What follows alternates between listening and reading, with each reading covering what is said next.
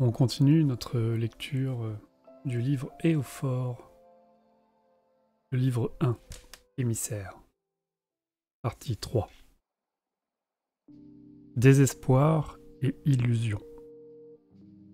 Les décombres de Longchamp furent le théâtre d'un affrontement aussi brutal que bizarre.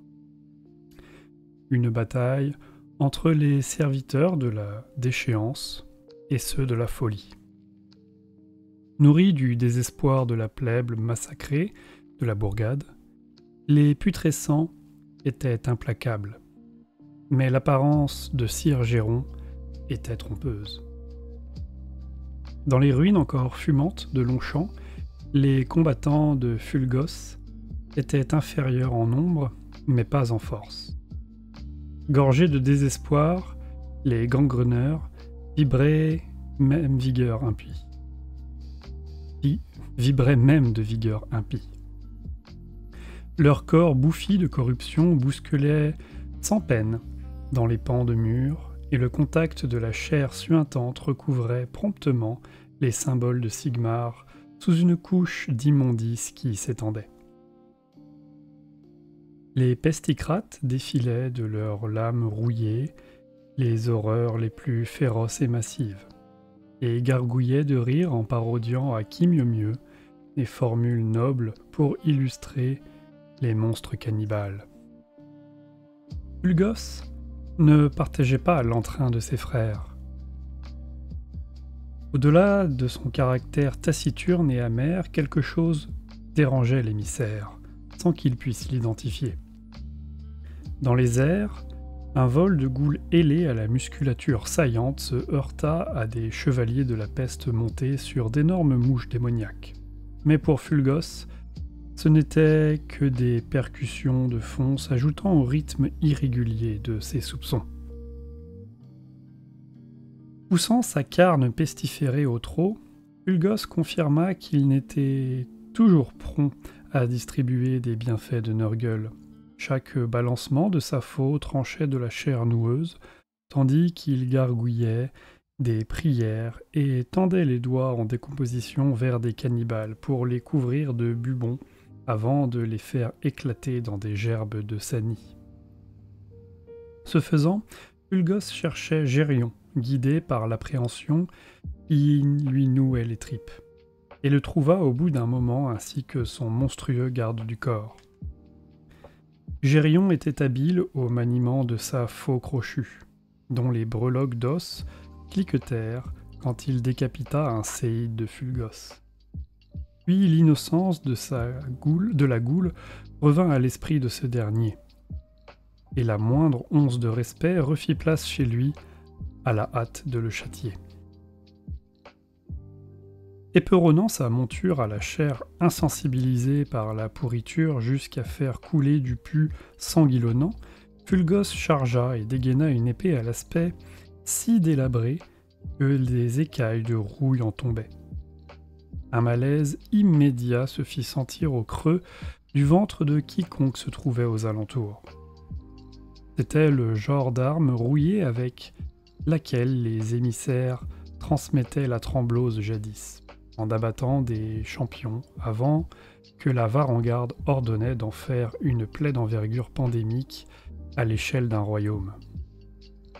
Une sorte de mucus dégoulina de la lame quand Fulgos la tendit vers Gérion en éructant une invocation.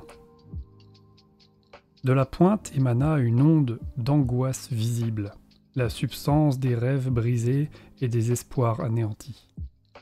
Elle passa telle une faux à travers les goules, même les plus massives.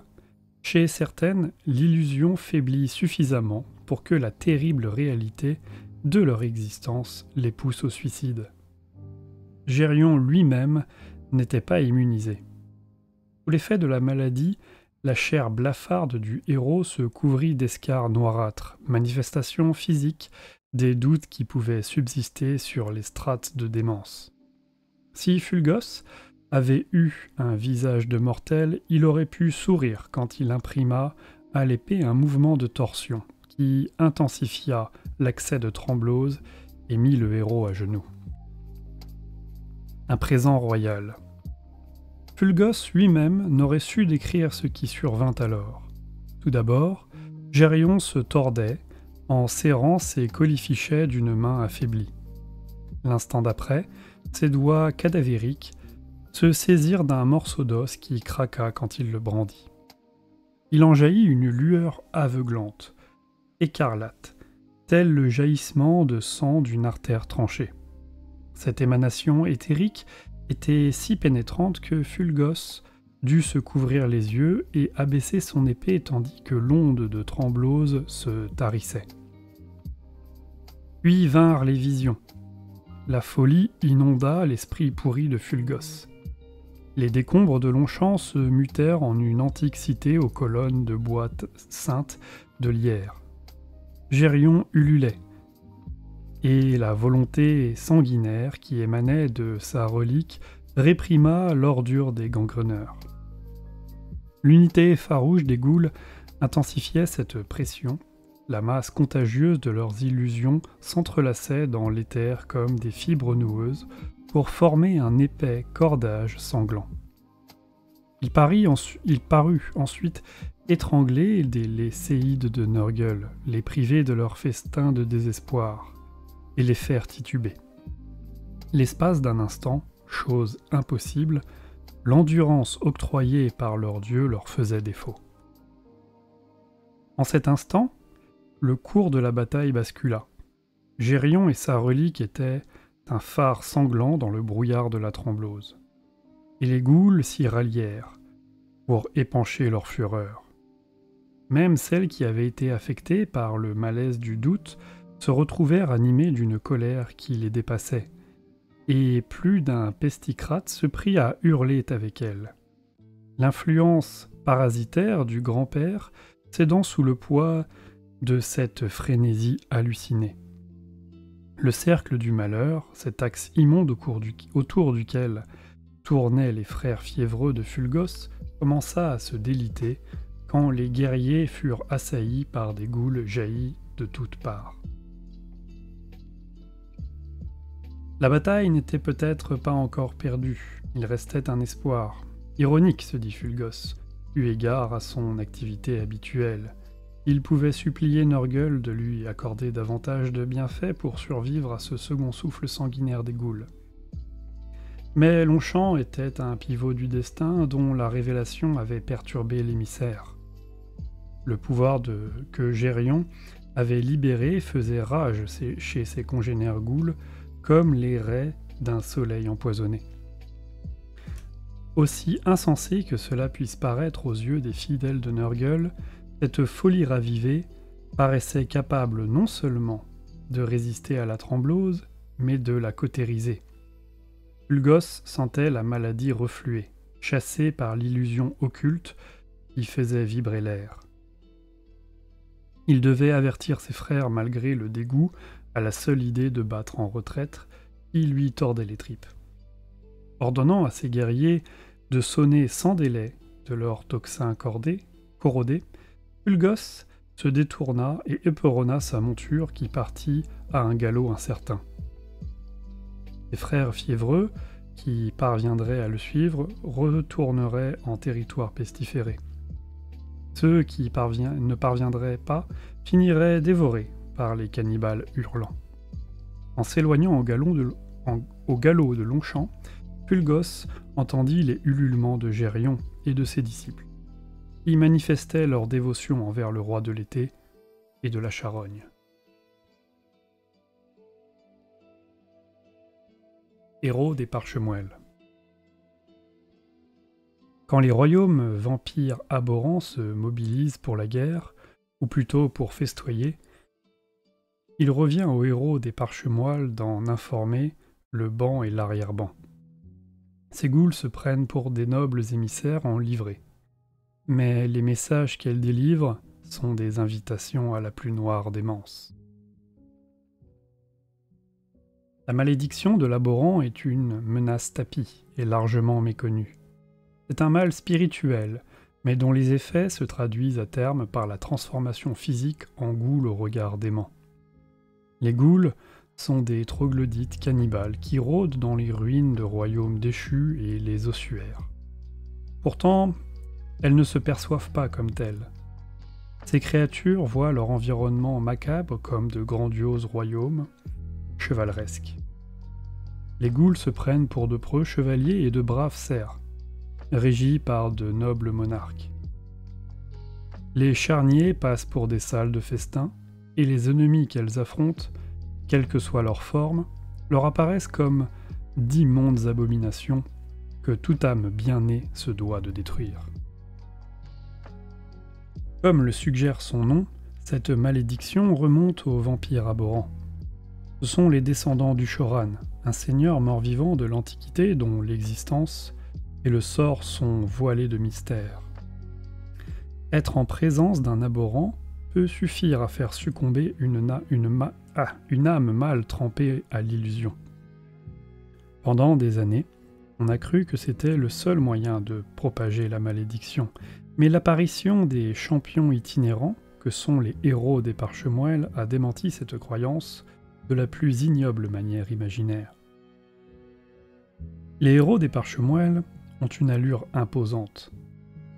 Sans être de purs vampires, ils sont plus grands et forts que les mordants ordinaires, signe d'une transformation à venir plus accentuée.